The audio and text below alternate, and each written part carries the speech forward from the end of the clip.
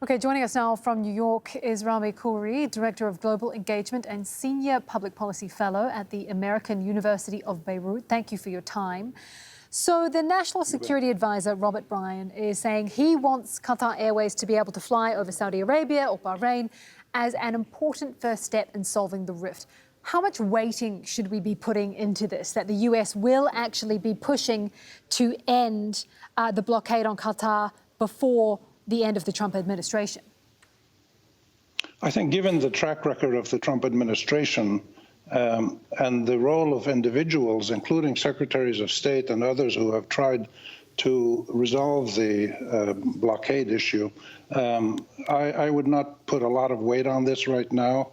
We have officials saying things that sound good, and one hopes that they will lead to an end of the blockade. But the tradition in the Trump administration is that the president's feelings on any one day or any morning or evening are really what determine what happens in terms of foreign policy. The policy has been erratic. It has been not based on a real serious knowledge of the region by the principal actors in the United States. And I think this is something we should take very lightly, but hope that it might build onto something better later. Just remind our international viewers, if you can, of why the blockade began in the first place. The blockade began because the United Arab Emirates and Saudi Arabia, with Egypt and Bahrain in tow, basically wanted to pressure Qatar for various reasons. Mostly people think because of the fears that the UAE and the Saudis had about trends around the region in the last 8 years, 9 years, elections, Muslim Brothers winning elections, more open news on Aljazeera and other outlets, people talking to Iran. The trends around the region scared the daylights out of the Saudi and Emirati leaderships, and they responded in the way that they have responded in all of their foreign policies in the region, with a combination of panic and incompetence, which, again, they proved with the Qatar blockade, because the blockade has been painful to Qatar in certain ways. It's cost more money for the airline to import food and stuff like that. But essentially, Qatar is much stronger and more self-reliant today and more respected around the world for the way it has responded, while the Emirati and Saudi policies have been failures. The Emiratis and Saudis accuse Qatar of supporting terrorism, which they say to anybody who talks to anybody in the Muslim Brotherhood or allows free elections to take place or talks to Iran. And the Saudis and Emiratis really have discredited themselves quite a bit.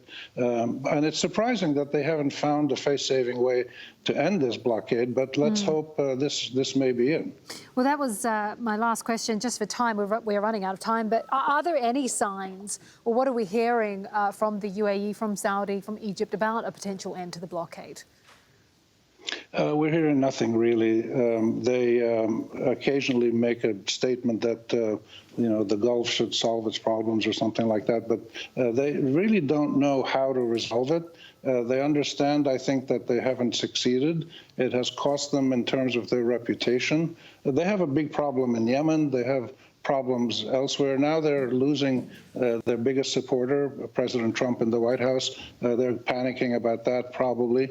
So there's no signal from the Saudis and Emiratis that they really want to or know how to resolve this issue. But hopefully, calmer minds will prevail. They'll realize that it's in their best interest and everybody in the Gulf to resolve this really silly dispute. It's not really a dispute, it's a one-sided blockade to terminate this unilateral aggression. And let's see what happens. We hope something quickly will be done to solve it, and they can focus on the more important issue of engaging with Iran and with the US and with the Russians and the Turks to get genuine security and stability for everybody in the region without using any kinds of aggressions and threats.